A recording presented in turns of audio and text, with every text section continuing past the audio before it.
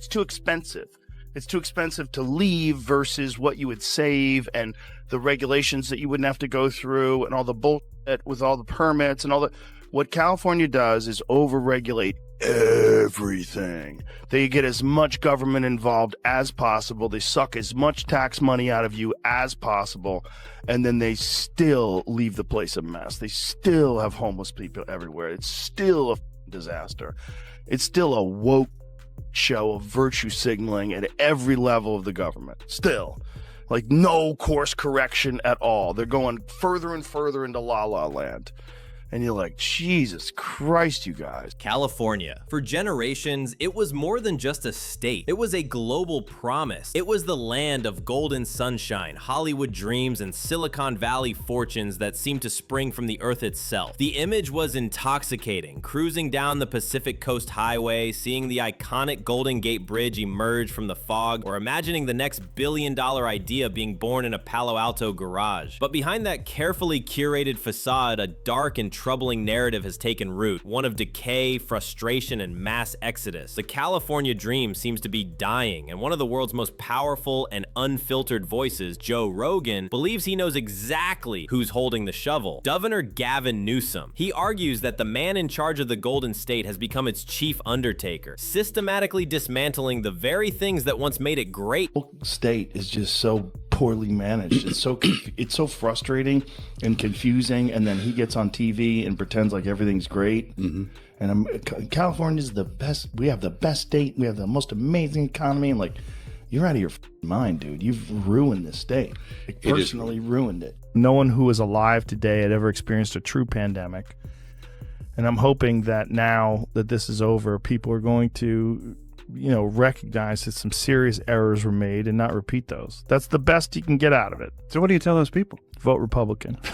It all started with the move that sent shockwaves through the media world, a personal decision that became a powerful political statement. In 2020, Joe Rogan, a man whose career was practically synonymous with California's freewheeling creative culture, packed his bags and made a highly publicized escape to Texas. This wasn't just a simple change of address, it was a public and damning indictment of the state he once called home. Rogan laid out his case with brutal clarity. The state had become unbearable, crushed under the ever-increasing weight of suffocating taxes that punished success and an endless web of regulations that choked innovation. He spoke of a government that seemed to actively resent its own citizens' ambition. But his reasons went far deeper than just finances or bureaucratic headaches. He was escaping a feeling, a toxic atmosphere that had settled over the state like a thick smog, a sense that the very soul of California, its spirit of freedom and fearless individuality, had been fundamentally corrupted from the top down. This guy's like standing in front of all this stuff, and he's got a smile on his face, and he's talking about land use. The development plan. Watch this. Play this. I was just talking to Josh Green, the governor of down in Hawaii, who had some ideas around some land use concerns he has around speculators coming in, buying up properties, and the like. So we're already working with our legal teams to move those things forward, and we'll be presenting those in a matter of days, not just weeks.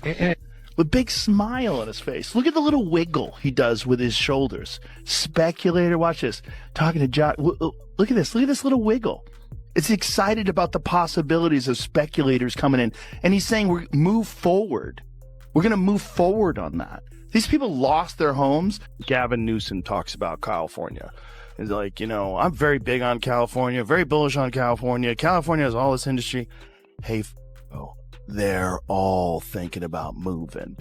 The only reason why they don't move is because it's too difficult to move. If it was like every business could instantly pull up roots and replace everything and have everything running in a week at the other place, they'd all be gone. What truly drove him out, Rogan claimed, was a pervasive and chilling state of fear that had seeped into every corner of public life. He described a political climate that had transformed into cancel culture on steroids, where one honest opinion, one off-script moment, or one politically inconvenient question could get your entire life and career torn apart by a digital mob. For a man who built a global empire on the principle of free-flowing, long-form, and often often controversial conversation, this was the ultimate poison. He saw a political establishment led by Newsom that didn't just tolerate this atmosphere, but actively encouraged it. It was a culture of performative virtue signaling, where saying the right things was more important than doing the right things. Rogan felt he was living in a place where people were becoming increasingly afraid to speak their minds, to challenge the official narrative, or even to just ask questions. It was a suffocating culture of ideological conformity, and he wanted no part of it. But that was only the beginning of a critique that would grow sharper and more intense over time.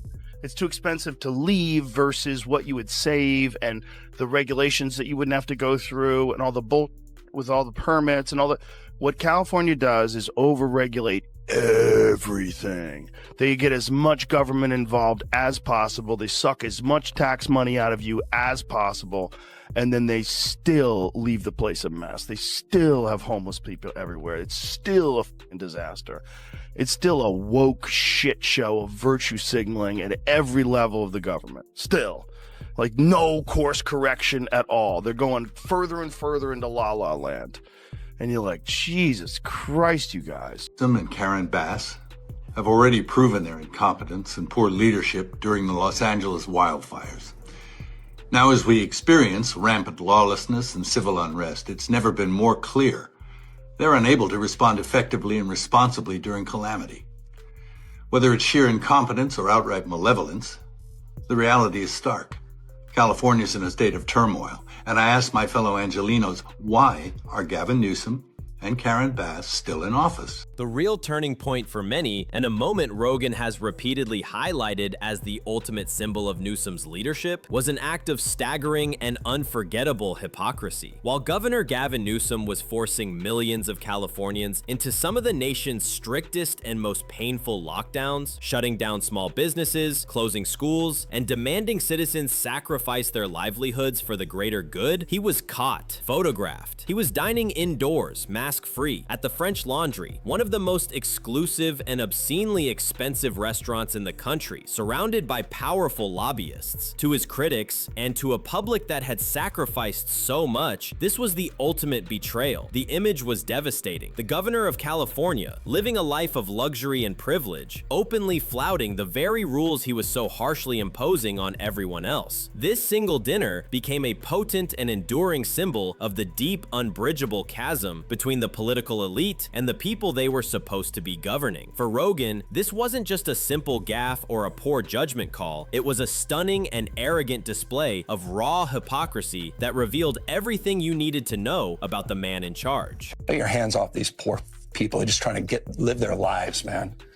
Trying to live their lives, paying their taxes. Been here 10 years. The fear, the horror. The hell is this guy? Come after me, arrest me. Let's just get it over with. Tough guy. You know, I don't give a damn, but I care about my community. I care about this community. The hell are they doing? These guys need to grow up. They need to stop, and we need to push back. And I'm sorry to be so clear, but that kind of bloviating is exhausting. So Tom, arrest me. Let's go. You're a fool blaming Trump.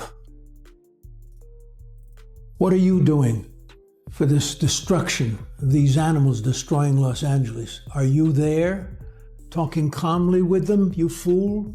They would burn you down like they're burning the cars and the American flag, with no regard for humanity. This is not about Trump. This is about protecting the people from these animals and criminals trying to destroy us. And our police force, are they supposed to stand there, let rocks hit them and kill them? Who's going to save them? You? You're a disgrace. You're nothing but a lying dog for the hopes of becoming the president one day. Beyond the personal hypocrisy, Rogan points to a devastating trail of policies that he argues have turned California into a, quote, graveyard for small businesses. It started long before the pandemic with deeply controversial laws like Assembly Bill 5. On the surface, it promised to protect workers, but in reality, it reclassified thousands of freelancers and independent contractors, effectively destroying the gig economy for writers, musicians, artists, and independent truckers. It was a legislative sledgehammer that shattered the careers of people who cherished their independence. Then came the flashy $20 an hour minimum wage for fast food chains, a move that sounded great in a press release but proved catastrophic for small, family-owned restaurant operators already struggling with razor-thin margins. It triggered a wave of layoffs and permanent closures, with chains like Pizza Hut and Burger King cutting jobs almost immediately. Perhaps the most insulting blow of all was the state's colossal unemployment scandal. Under Newsom's watch, California's Employment Development Department lost an estimated $30 billion to widespread fraud. It was a catastrophic failure of management. And now, in a move that adds insult to injury, the state is forcing honest businesses to pay higher payroll taxes to help cover the mess that the government itself created. For Rogan, the pattern was undeniable. Newsom's government doesn't lift up entrepreneurs, it buries them in red tape, higher costs, and the consequences of its own incompetence. But the damage isn't just visible on balance sheets or in tax filings. It's brutally apparent on the streets of California's major cities. Rogan and other critics point to the spiraling, intertwined crises of homelessness and crime that have transformed urban landscapes. Once vibrant neighborhoods in Los Angeles and San Francisco are now overwhelmed by sprawling tent cities where despair and addiction play out in public view. The situation has been fueled, critics say, by policies like Proposition 47, which Newsom supported. This law downgraded many theft and drug possession charges to misdemeanors, effectively decriminalizing a level of lawlessness that has emboldened criminals. The result has been a shocking surge in smash-and-grab robberies, where mobs of thieves brazenly ransack stores in broad daylight with little fear of consequences. While Newsom projects a polished national image of a thriving, progressive utopia, the reality for many residents is a daily struggle with a sense of eroding safety and a collapse of public order. Many feel completely and utterly abandoned by a leadership that seems more interested in social experiments than in providing basic security for its citizens. It turns out, Rogan is far from the only one in Newsom's own backyard who feels this way. The criticism is no longer coming from just one podcast host in Texas. It has grown into a powerful chorus, with some of the most recognizable names in Hollywood adding their voices. Veteran actor Mel Gibson, fed up with what he saw as failed leadership, didn't mince words, bluntly telling people to vote him out after he accused Newsom of standing by and doing nothing while violent protests tore communities apart. Legendary Academy Award-winning actor Jon Voight went even further, releasing a scathing video where he looked directly into the camera and called Newsom a disgrace and a lying dog for blaming others while California crumbled under his watch. When titans from the heart of the entertainment industry, the very industry that defines California's global image, start publicly rebelling against their own governor, it signals a profound and undeniable shift.